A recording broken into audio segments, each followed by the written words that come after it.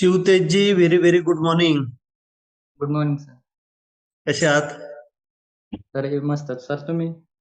मी तर एकदम छान आहे. आणि तुमच्या नावाप्रमाणेच तेज आहे तुमच्यावरती, चेहऱ्यावरती. ओके. तर शिवतेजजी, ऍक्च्युली आपण वेबिनार घेत होतो. आता फक्त एखादी अशी कंडिशन असेल की जिथं वेबिनार घेऊन सगळ्यांना सांगणं गरजेचं आहे, त्याच ठिकाणी आपण वेबिनार घेणार आहोत. कारण वेबिनारमध्ये प्रत्येकाला प्रश्न विचारण्याची संधी मिळत नव्हती.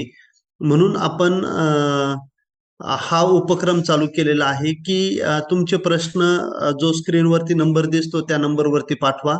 आणि नंतर त्याला मी उत्तर देणार. जसं ओके. आज तुमचा नंबर लागलेला आहे, तर याच्यामध्ये काय होतं की तो प्रश्न जो आहे तो तुमच्या एकट्याचा नाहीये, तो सगळ्यांचा प्रश्न असतो. आणि दुसरी गोष्ट एक असते की तो युट्यूबला असल्यामुळे सगळेजण बघू शकतात. ऍग्री अकॅडमी ऍप्लिकेशन मध्ये राहतो, त्यामुळे ते बघू शकतात की केव्हाही. म्हणून हा उपक्रम चालू केलेला आहे. त्यात तुमचा आज नंबर लागलेला आहे. तर आता तुम्हाला तुमचे टोटल प्रश्न किती आहेत? 3 प्रश्न आहेत. ठीक आहे. मग आता तुम्हाला पहिलं प्रश्न नंबर 1 विचारायचा आहे. त्यानंतर मी तुम्हाला प्रश्न नंबर 2 विचारायला सांगेल. पहिल्या प्रश्नाचं पूर्ण उत्तर दिल्यानंतर आणि नंतर प्रश्न नंबर 3. ठीक आहे?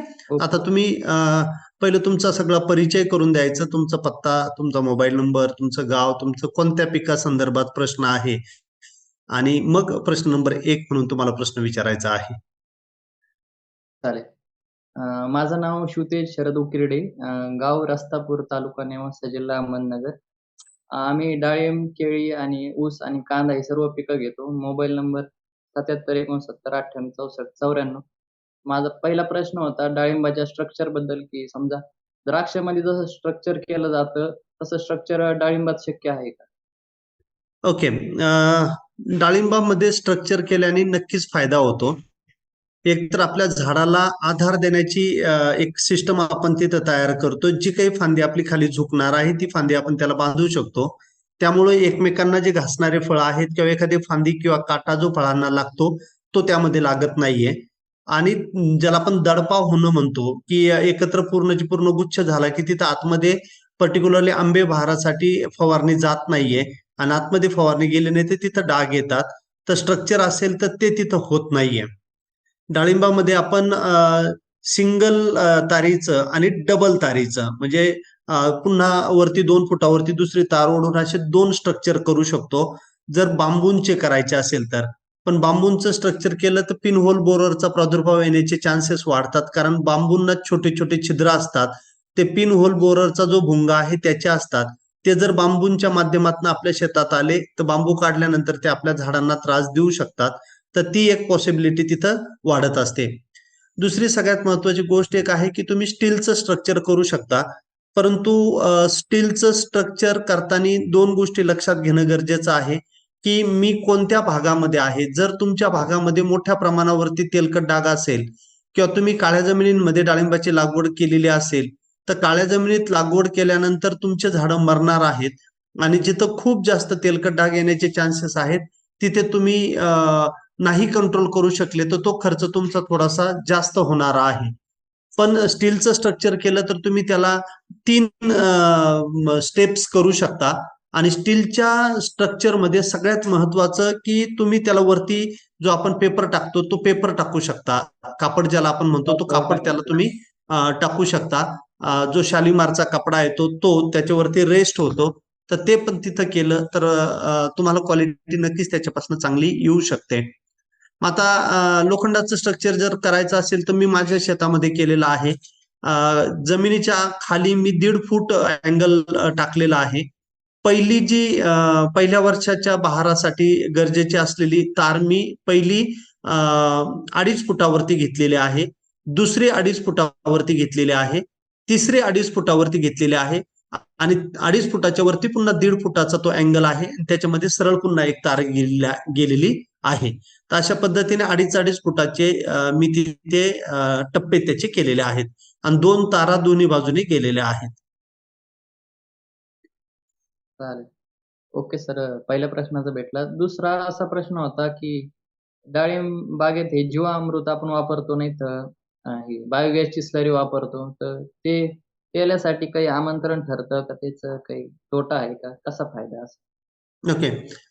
बघा, कोणतंही ऑर्गॅनिक मटेरियल त्याच्यातला नायट्रोजन जो आहे तो जर पूर्ण कंझ्युम केलेला असेल आणि फक्त तुम्ही कार्बन मटेरियल देत असाल तर 100% तेलकट डागासाठी ते आमंत्रण देत नाहीये किंवा तेलकट डागासाठी ते हानिकारक नाहीये. पण जर तुम्ही न कुजलेली स्लरी देत असाल आणि त्याच्यामध्ये गोमूत्र टाकलेलं आहे, ते फर्मेंटेशन झालेलं नाहीये, त्याच्यामधला नत्र तसाच्या तसा पिकाला उपलब्ध होऊ शकेल, तर तो तुम्ही युरियाच्या माध्यमातून द्या किंवा कोणत्याही नायट्रोजनच्या खतातनं द्या किंवा स्लरी मधनं द्या. तो नायट्रोजन जो आहे तो नायट्रोजन मोठ्या प्रमाणावरती तिथं त्रास देणारा आहे. मग अशा ठिकाणी तुम्हाला स्लरी देताना एकदम चांगली डिकम्पोज करूनच स्लरी द्यायची आहे.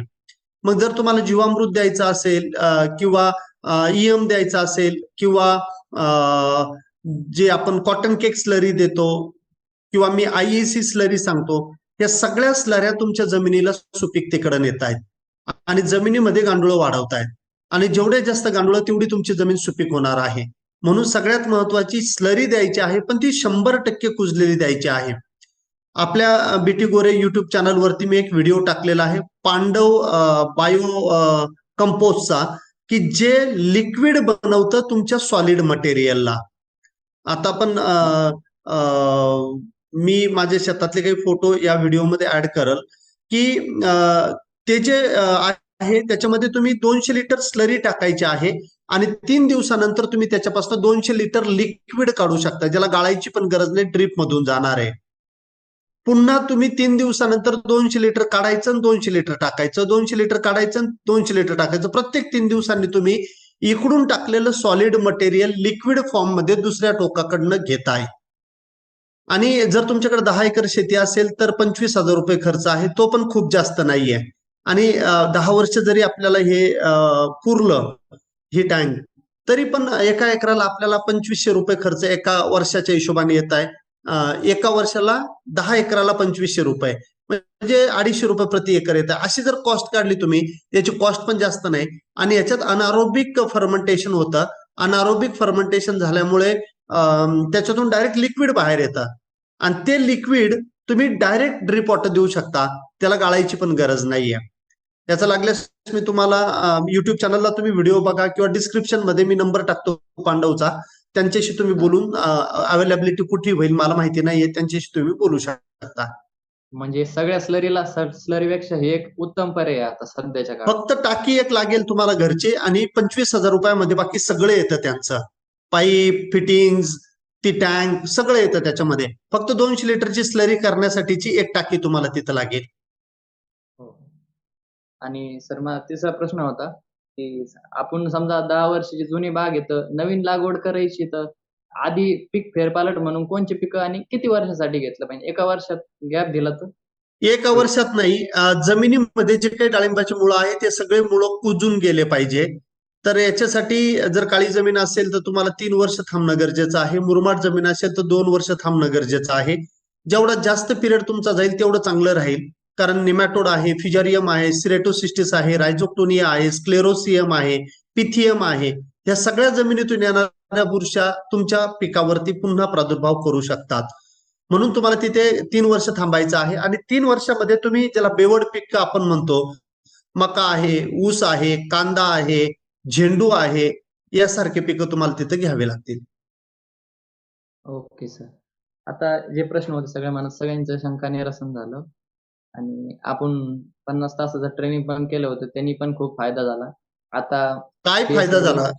खूप फायदा झाला म्हणजे काय फायदा झाला ते मी विचारतो. फायदा असा झाला की BSc ॲग्री केली मी. त्याच्यानंतर म्हणजे जे ज्ञान तिथं काही गोष्टी ज्या क्लिअर नाही झाल्या त्या इथं बऱ्याचशा क्लिअर झाल्या आणि जे कन्सेप्ट तिथं हे नव्हते झाले त्या. मग आता ओके. शेती पूर्ण टाइम चालू आहे असं. ओके. आणि शेती करताना आता सोपं सोपं वाटतं का? हो, डाळिंब सोपं वाटायला लागलं. जे काही कन्फ्युजन होत होतं आपलं ते कन्फ्युजन काही होत नाहीये. कन्फ्युजन पूर्णपणे दूर झालेलं आहे. Great, great. बाकी शेतकऱ्यांना ट्रेनिंग बद्दल काय बाकी सांगाल तुम्ही? शेतकऱ्यांना पण आम्ही सजेस्ट करतो की ट्रेनिंग करा आणि बऱ्याच जणांनी ऐकून ती ट्रेनिंग केली पण पूर्ण आता. मी सगळ्यांना विनंती करतो की जसं शिवतेजजी बोलतायत तसं सगळ्यांनाच फायदा होतो. ॲग्री अकॅडमी ऍप्लिकेशनची लिंक डिस्क्रिप्शन मध्ये मी टाकतोय आणि त्या लिंकला टच करून तुम्ही ऍप्लिकेशन डाउनलोड करा आणि त्याच्यामध्ये वेगवेगळे कोर्सेस आहेत, ते कोर्सेस तुम्ही सबस्क्राईब करू शकता. सर एक छोटा प्रश्न होता शेवटचा. हा आपण ठेव. बागेच्या बाजूला ब्रेकर म्हणून कोणचे झाडं लावू शकतो समजा? Wind compound. ब्रेक म्हणून सगळ्यात पहिलं तुम्ही लगेच लावायचं असेल तर मका लावू शकता उन्हाळ्याच्या दिवसांमध्ये. नेपियर ग्रास जे येतं आपलं गायींना आपण कापून घालतो, गिन्नी गवत आपण ज्याला म्हणतो, ते तुम्ही टाकू शकता, लगेच फायदा होईल असं. आणि त्याच्यानंतर तुम्ही बाजूने किती मोठा प्लॉट आहे तुमचा, मग तुम्ही बांबू लावू शकता, सिसम लावू शकता, महोगनी लावू शकता, सुरू लावू शकता, लिंब लावू शकता, अशा पद्धतीचे झाडं लावू शकता. ते महोगनीचं झाड योग्य आहे ना लावणं? हो हो हो बांधायला? हो. चालेल, चालेल. ओके. Thank you sir. माहिती खूप चांगली भेटली. हो. Thank you, thank you, thank you शिवतेजी.